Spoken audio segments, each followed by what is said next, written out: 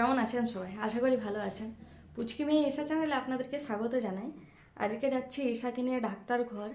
প্রচুর ঠান্ডা লেগেছে আর কাশছেও দেখছি, তার জন্য রিস্ক না নিয়ে তাড়াতাড়ি বেরিয়ে পড়ছি।